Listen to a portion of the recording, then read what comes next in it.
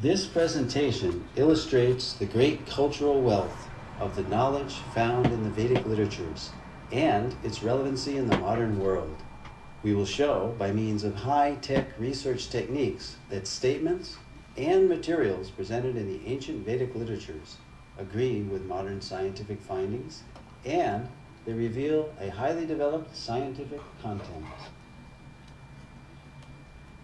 Techniques used to show this agreement include satellite imagery of the Indus-Saraswat river system, marine archaeology of underwater sites such as Dwarka, carbon and thermoluminescence dating of archaeological artifacts, scientific verification of scriptural statements, linguistic analysis of scripts found on archaeological artifacts, and a study of cultural continuity in all these categories.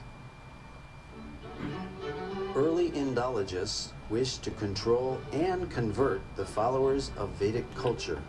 Therefore, they widely propagated that the Vedas were simply mythology. They widely propagated that the Vedas were simply mythology. They widely propagated that the Vedas were simply mythology. Max Mueller, perhaps the most well-known early Sanskritist and Indologist, although later in life he glorified the Vedas, initially wrote that the Vedas were worse than savage, and India must be conquered again by education. Its religion is doomed. Thomas Macaulay, who introduced English education into India, wanted to make the residents into a race that was Indian in blood and color, but English in taste, in opinion, in morals, and in intellect. However, the German philosopher Arthur Schopenhauer stated that the Sanskrit understanding of these Indologists was like that of young schoolboys. These early Indologists devised the Aryan invasion theory, denying India's Vedic past. They taught that the English invasion theory, denying India's Vedic past. They taught the Aryan invasion theory, denying India's Vedic past. The Aryan invasion theory, denying India's Vedic past. They taught that the English educational system is superior. They intentionally misinterpreted. They taught that the English educational system is superior. Past. They taught that the English educational system is superior. They intentionally misinterpreted Sanskrit texts to make the Vedas look primitive. And they systematically tried to make Indians ashamed of their own culture. Thus, the actions of these Indologists seems to indicate that they were motivated by a racial bias. That they were motivated by a racial bias. That they were motivated by a racial bias. That they were motivated by a racial bias. Innumerable archaeological findings and their analysis have recently brought the Aryan invasion theory into serious question. This theory is still taught as fact in many educational systems despite much contrary evidence. The Aryan invasion theory is that the Vedic Aryans entered India between 1500 and 1200 BCE. Now, what if they saying it's Aryans and Europeans, or what if this was what if I was to tell you this was you?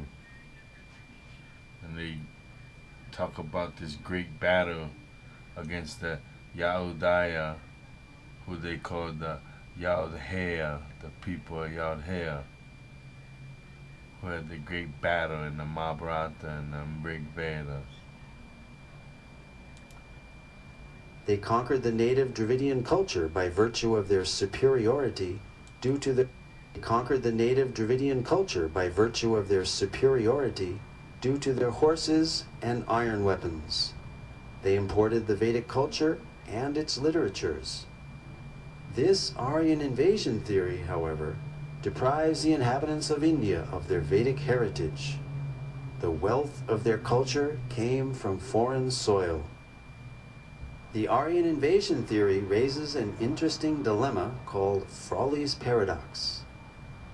On the one hand, we have the vast Vedic literature without any archaeological finds associated with them.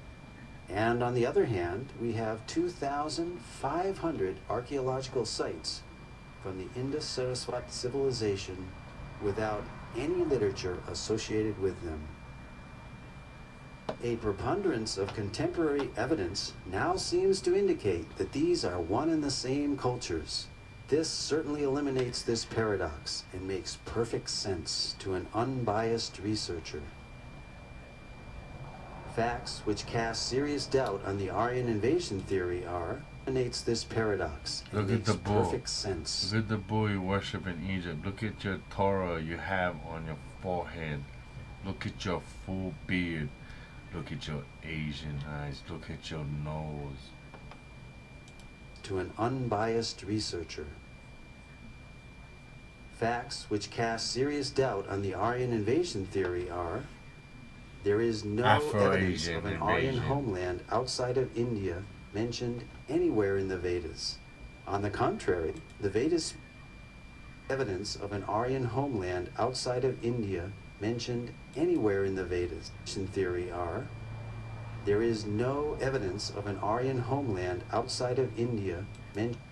Theory are: there is no evidence of an Aryan homeland outside of India mentioned anywhere in the Vedas.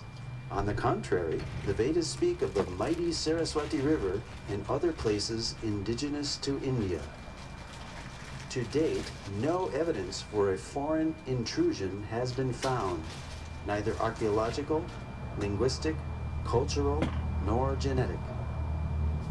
There are more than 2,500 archaeological sites, 2/3 of which are along the recently discovered dried-up Saraswati River bed. Saraswati. These sites show a cultural continuity with the Vedic literature from the early Harappan civilization up to the present-day India. Several independent studies of the drying up of the Saraswati riverbed all indicate the same time period of 1900 BCE.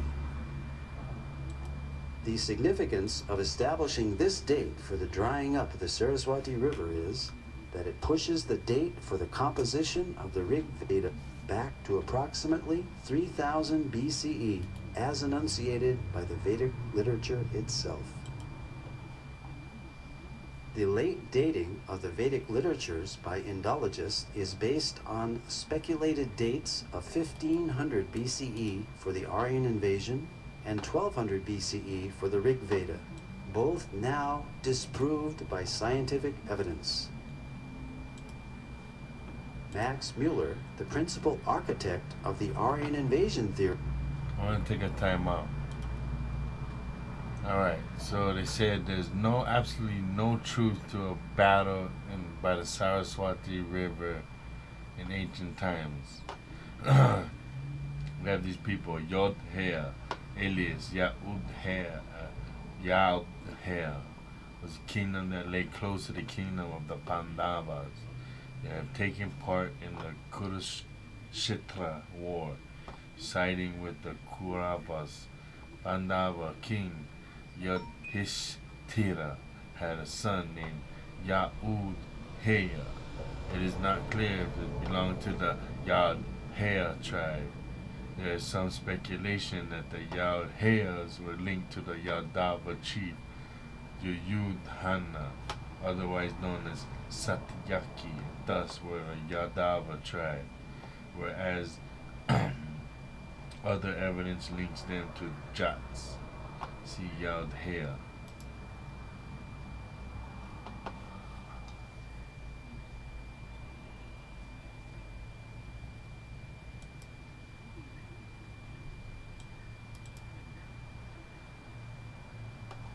And YoudHeyas is a gods of Jats, ruler of Punjab.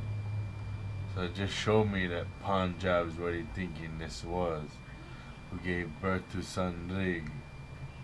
YoudHeyas, the son of Rig, who gave its name to this Gathra. They were rulers in Central Asia.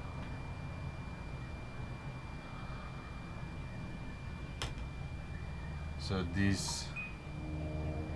YoudHeyas had an ancient tribal confederation who lived in the area between the Indus River and the Ganges River. They find mention in Panini's Astat Haya and Ganapatha. There are other references to them, namely in the Mahabharata and the Mahamruri, Brihan Samhita, Puranas, Chandrasekars, and Kashika, as reference, are spanned from writings of earlier period to the medieval period. The chronology of YoudHeyas perhaps spanned from the early as 500 BCE to 1200 CE. So 1200, that's the one right there. They were in zenith of their power from the 200 to 400 CE.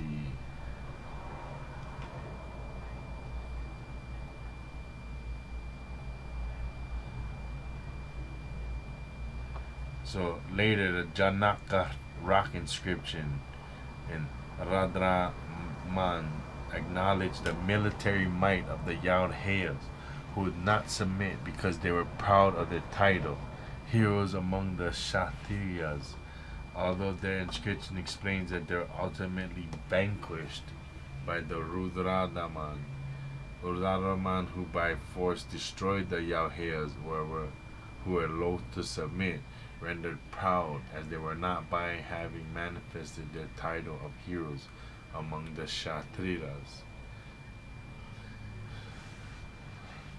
There's also a rock inscription that mentions the YoudHeyas. Placed them in the North Division of India.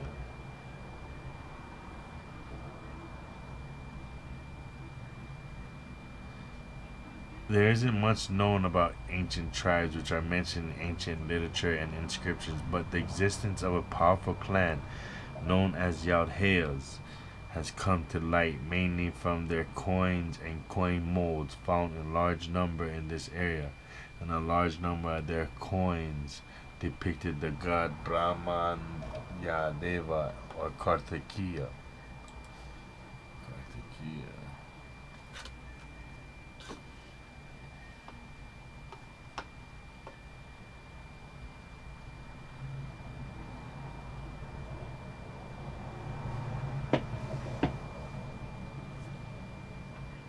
So, very interesting. Let's get back to it. Admitted the purely speculative nature of his Vedic chronology, and in his last work, published shortly before his death, The 6 Systems of Indian Philosophy, he wrote, "Whatever may be the date of the Vedic hymns, whether 1500 or 15,000 BCE, they have their own unique place and stand by themselves in the literature of the world. It can be scientifically proven, shortly before his death, The 6 Systems of Indian Philosophy, he wrote, whatever may be the date of the Vedic hymns, whether 1500 or 15,000 BCE, they have their own unique place and stand by themselves in the literature of the world. It can be scientifically proven that the Vedic culture is indigenous through archaeology, the study of cultural continuity, by linguistic analysis, and genetic research. The language and symbolism found on the Harappan seals are very Vedic. We find on these seals the Om symbol, the leaf of the Asvata or holy banyan tree, as well as the swastika or sign of auspiciousness, mentioned throughout the Vedas. Om is mentioned in the Mundaka and Katha Upanishads, as well as the Bhagavad Gita. The holy Asvata tree is mentioned in the Aitareya and Satapatha Brahmanas, as well as the Taittiriya Samhita and Katyayana Smriti. The pictorial script of these Harappan seals has been deciphered as consistently Vedic and termed Proto-Brahmi as a pre-Sanskrit script.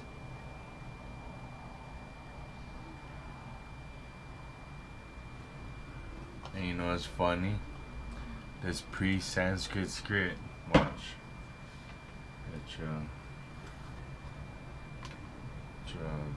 High-resolution satellite images have verified descriptions in the Rig Veda of the descent of the ancient Saraswati River.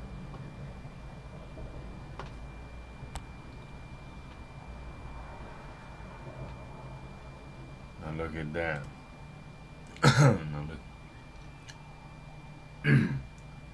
now look at that. Come on. Stop playing. I want to go sleep already. A long day tomorrow. Let's do this. Look at this. This is in America. This is all in America. Ancient Sanskrit. Pre-Sanskrit. Oh, you thought I was playing, right? You don't play.